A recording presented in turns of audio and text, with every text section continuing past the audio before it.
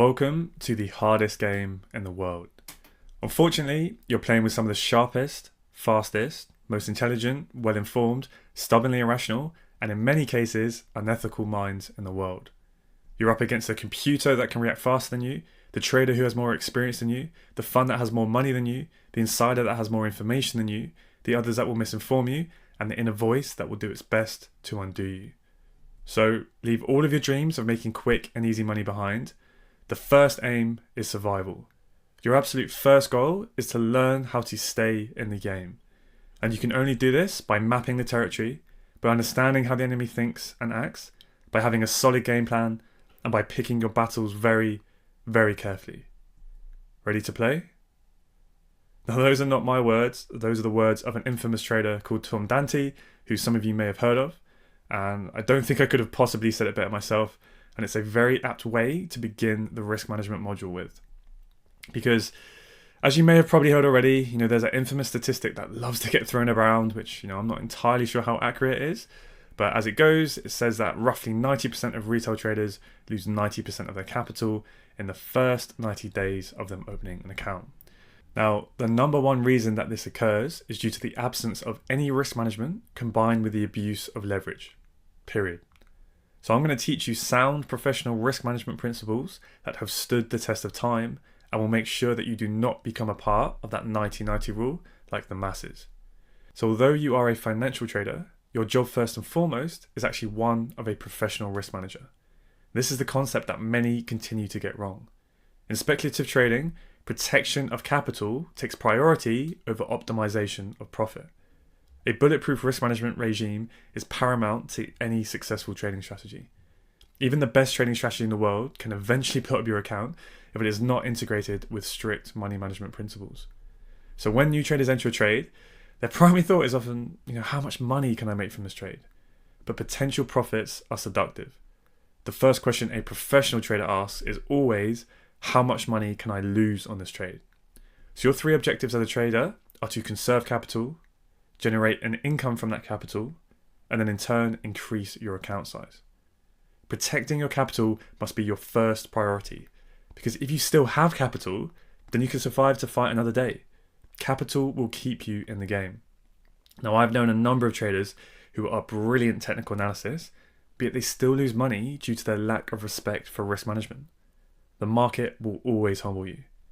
Market conditions, they're not always going to be optimal 100% of the time for individual strategies, and there are times when choppy corrective price action can result in a series of losing trades. So if your focus is to protect the money in your account during those choppy market conditions, then you're going to remain afloat to rebound from these losses and then make new account highs once the market conditions become more conducive to your strategy again. And this module is dedicated to highlighting the various risks that you are likely to face as a trader.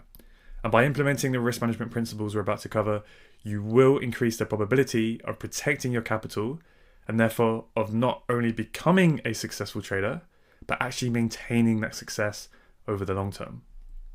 So, what is the golden rule in trading?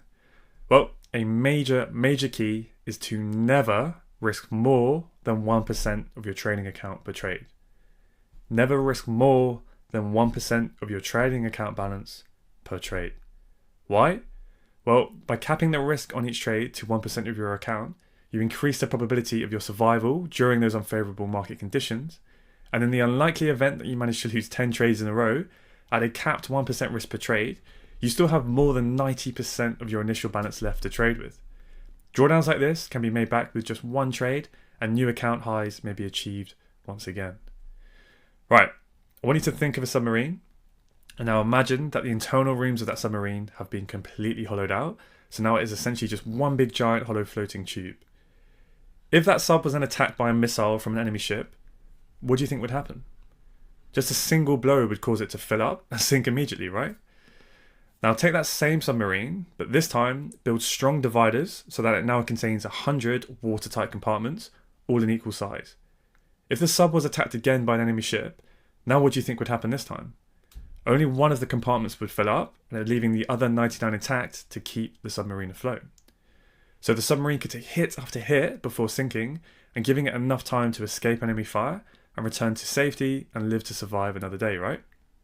So with this anecdote, think of your trading account just like the submarine, right? By capping the risk to 1% on each trade, you're essentially dividing your account into 100 equal positions and accept a maximum loss of just one compartment at a time. And this survival technique is critical in keeping your account alive long enough to then enjoy the calm blue waters of profitable trending conditions. Some amateurs think that they're being sensible by risk managing by only risking 10% per trade. But you can clearly see that it's only going to take a few hits to their account and suddenly they're going to be underwater very quickly. Others might be a little bit more prudent and think that 5% risk per trade is okay. But look at the protection that 1% risk per trade does for your account. You can clearly see that this is how you remain in the game for the long term, so that you can survive the inevitable run of losses that you will string together over the course of your trading career. Not only does a 1% risk model actually preserve your capital, but during a series of losses, the monetary risk on each trade, that actually becomes progressively smaller and smaller, and it forms what's called a reverse compounding effect. In the previous lessons, you saw how consistent profits become progressively larger as a result of compounding, but the inverse is also true. During periods of losing trades, your losses will progressively get smaller. So the simple act of risking a fixed percentage per trade, it ensures that your account harnesses the power of compounding on the way up, whilst also taking advantage of the reverse compounding effect during those periods of drawdown. So during periods of account drawdown, that 1% risk model, it forces your risk to progressively get smaller and smaller. Sounds pretty logical, right? Yet most traders do exactly the opposite. Systems such as the martingale, it actually encourages traders to double their risk after each consecutive loss. So if they risk 1% on a trade, but then they lose that trade, they then decide to risk 2% on the next trade to try and make it back and more. But then if they lose that second trade at 2% risk, they're now down 3% overall.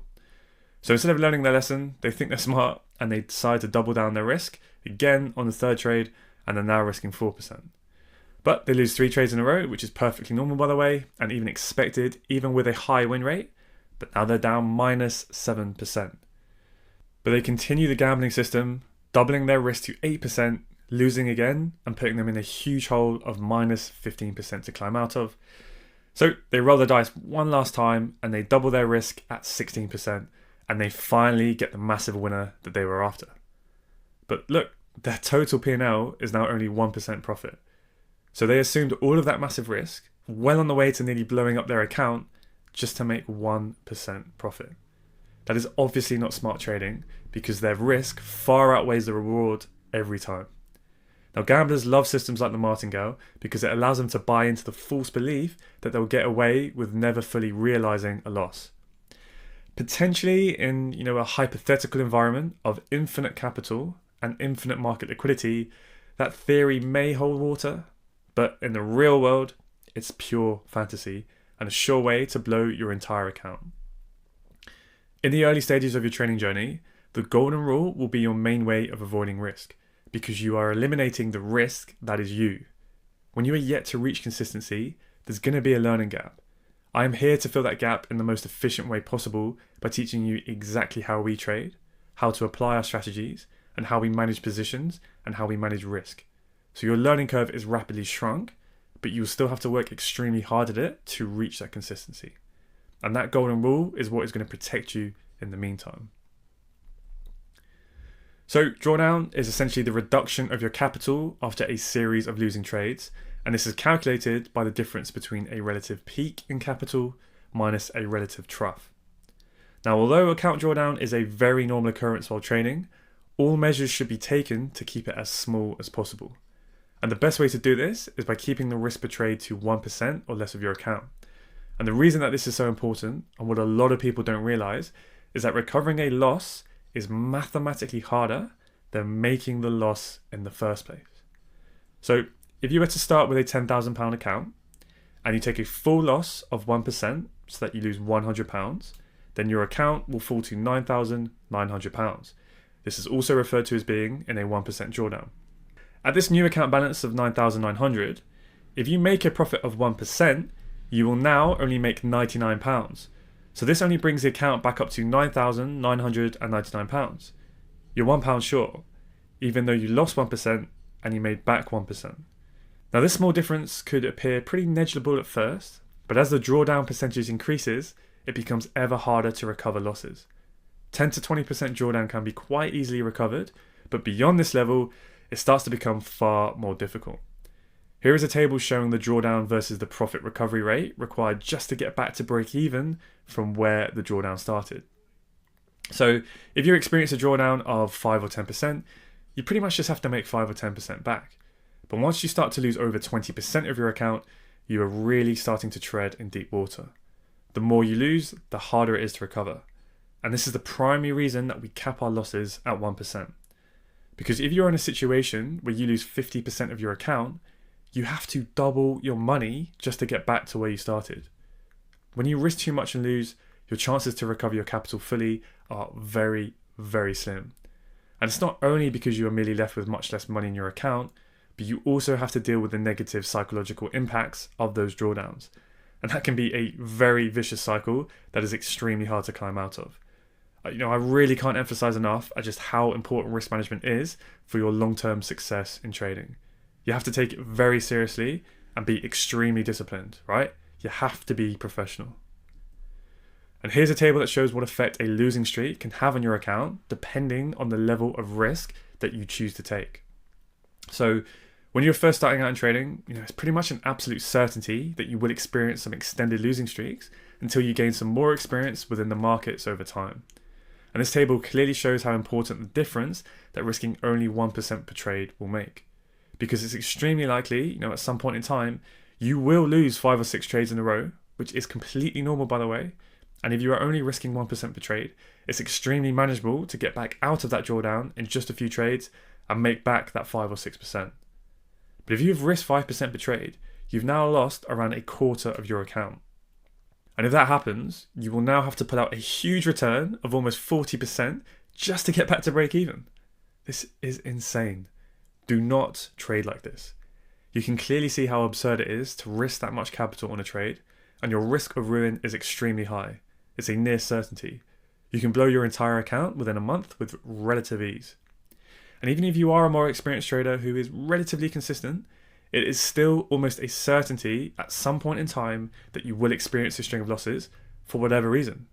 As I said before, the market will never fail to surprise and humble you. Because here's a table that shows the probability of you losing a number of consecutive trades within a 1,000 trade sequence depending on your strike rate. So your strike rate is just another way of saying your win rate. So let's say you're actually a pretty good trader and you've got a strike rate of around 60%. This table shows that it's almost a guaranteed certainty that you will experience at least 6, if not 7 losing trades in a row. It's a certainty, it's guaranteed. There's no way around it. It's just a mathematical certainty. Now, hitting 8 losers in a row has a 50% probability, so the same chance as flipping a heads or tails in a coin toss. If you lost 7 trades in a row at, let's say, 5% risk, you've got to make nearly 50% just to get back to break even. Anything lower than a 60% strike rate, and you can see just how likely it is that you will experience a large string of losses, and that's only just in a 1,000 trade sequence. If you are in trading for the long term, over the course of your career, you will no doubt take thousands of trades. And all of those probabilities in that table will then shift along to the right, and even if your strike rate is very, very good and pushing near a 70%, you will still be at risk of stringing together 6 to 7 losers in a row at some point. It happens to the best of traders. Anything can happen in the markets. Anything. So make sure you respect that and keep your risk management principles in place so that you can survive those bumps in the road, so that you only need a couple of winners to get you back in the game and making new account highs once again. All of your trades should end in one of 4 ways: a small win, a big win, a small loss, or a break even. You should never ever experience a big loss. If you can get rid of big losses, you have a great chance of being profitable for years to come. Small, regular profits are key. Remember, your focus the whole time should be on you becoming the asset yourself. You may not have access to a lot of capital right now, and that's okay. Be the best trader that you can be with what you have now. Build those solid foundations now with tight risk management principles, and if you can do it now on a small account, then you'll be able to do it on a large account.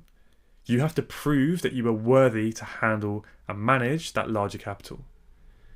So having what you may consider to be a small account is no excuse whatsoever to risk more than 1%. Because if you can build a track record with small consistent profits, with minimal drawdown, then you'll have no problem finding big investors. You'll have no problem getting funding. Because remember, investors care more about drawdown and potential loss than the upside potential.